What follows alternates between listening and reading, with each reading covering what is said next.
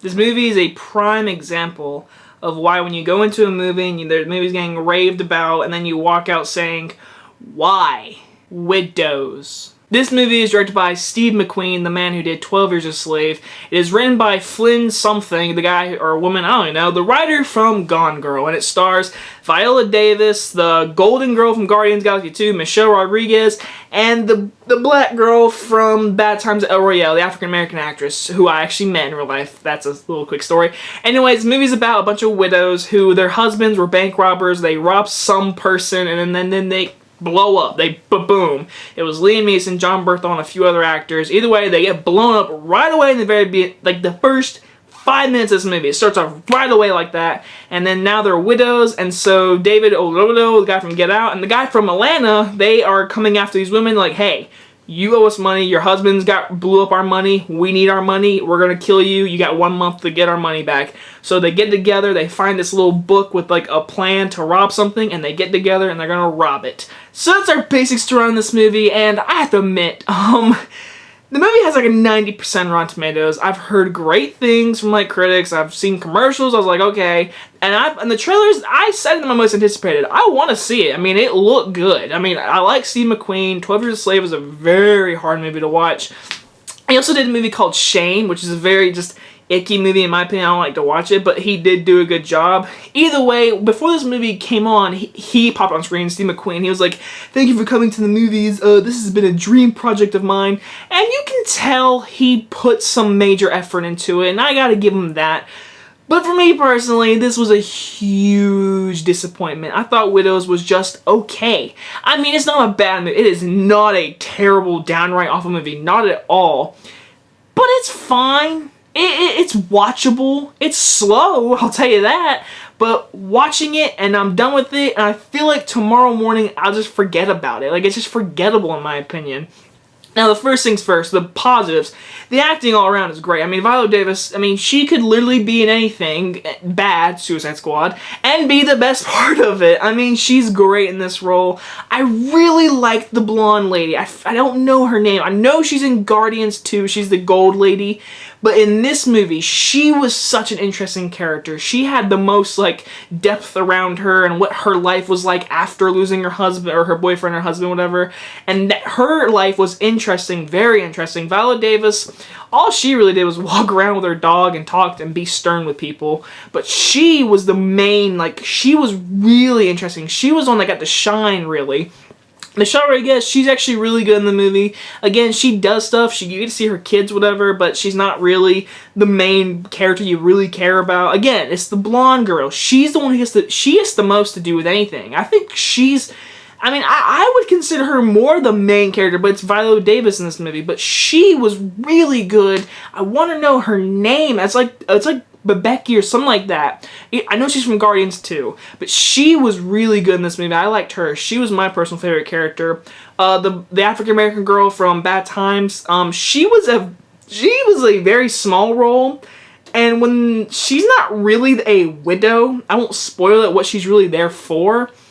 But when they bring her in, it's like, really, like, that's why she's there? Like, I don't know, it just felt really, like, dumb. Like, we need her in this movie, so let's get her in this movie. Let's let her be this person. I'm like, none of you could have done what she did? Like, what her job in the heist, whatever? Like, any one of those women could have done. Like, to be honest, I mean, I don't understand. Yes, and they need 4 women for certain jobs, whatever, but, like, I don't know. It's just, when you see the movie, just literally comment down below and tell me that was a dumb role. Either way, she was good in it. I mean, she was good in Bad Times. She was good in this. She was very buff in this movie. Like, I mean, really buff. But she was very good, once again. Colin Farrell's in this movie. He plays, like, one of the people running for governor or whatever. And I thought he was really good. He had an accent in this movie, but he was good in the movie. David Oyelowo, the guy from Get Out. He's, like, this menacing guy. And that's all he is. He's a menacing guy, and he beats up people and tortures them and stands in front of them and shoots people, and it's just like, he's a bad guy. And I never felt the evilness. Like, I don't know, he did a good job, but I never felt like the evilness of him. Like, I understand he was like being very like evil, reading a book and then putting it down, then grabbing a gun, just shooting someone, then going back to read his book. Like, he was supposed to be really evil, but I never felt the menacing. Now, the guy from Atlanta in this movie, he's his like friend or brother. I don't know what the relation is. Either way, he's the one who wants the money back, and he's running for governor too. I really liked him. He was really good. He felt menacing. There's a scene between him and Viola Davis in the very beginning, and it was intense. And I was like, that is really good acting. I never felt menacing like that from David Oyelowo. From him, though, in that scene, I definitely felt like this man could kill me. So I thought he did a really good job. Robert Redford, he's in the movie, but I mean, the man's like... You can tell as an actor, he is really old, and I mean, he's good in the movie, but he's just there, and he's only there for a certain moment that happens toward the end. That's the only reason he's really in it. But besides that, yeah. Now, the actual heist itself was kind of disappointing. Like, it just happens. Like, it's so quick, and like, it's 7-minute scene, and that's it. And then everything gets wrapped up really quick. And there's like so many storylines that you want to see get wrapped up. Like, give another like 15 minutes possibly to see everything get wrapped up, but no, it's just set over a radio station and so whatever happens, and it's just, and then it ends, and it just ends. I'm like, that was such a disappointing ending. This movie built up for that, and it was so slow, and it was building up to this thing, and it was just a disappointing heist and ending. And my gosh, okay, there is a twist in this movie. It's happening.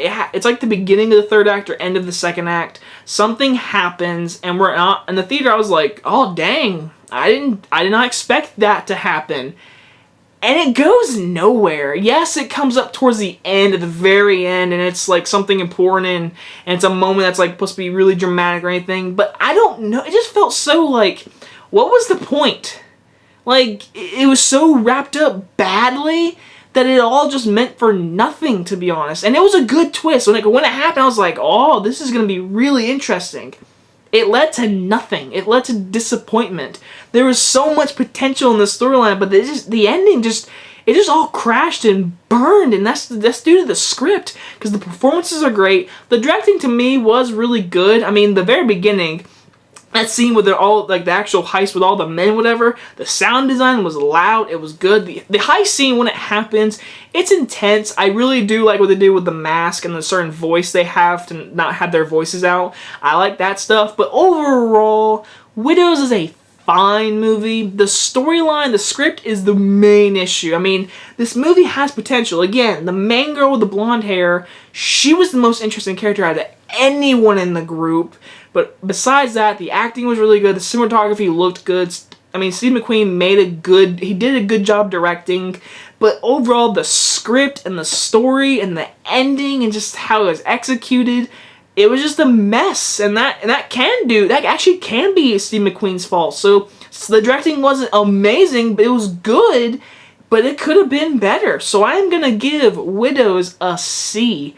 I think it was a huge disappointment, and for what the trailers looked like an action-packed heist movie with interesting storyline, I mean, it's got an interesting storyline. I mean, when you're watching for a first time and you're going to watch this movie, when it ends, you're just disappointed. It's like, all right, that's it. And now then you walk away from this movie. It's like, all right, I saw Widows. It didn't affect me. It's not the next Heat. I saw that quote on TV. It's like, it's the next Heat.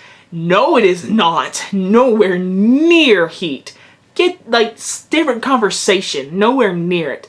Overall, I was disappointed, but, you know, I mean, I really, really just wish this movie was really good. Because, I mean, 90% Rotten Tomatoes, I think it deserves a 50 or a 60. Like, Rotten Tomatoes, man, that is a wrong score in my opinion. Anyway, guys, if you guys enjoy this review, and I will see you guys next time. Bye-bye, everyone.